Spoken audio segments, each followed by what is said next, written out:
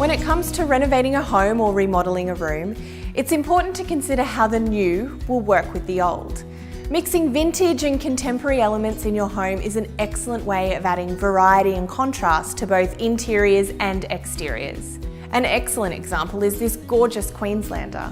In designing the recent renovations, we wanted to recognise the age of the house and respect the history of the property. So we worked to blend the extensions while keeping with the look of the original house. That way it appeared they'd always been here.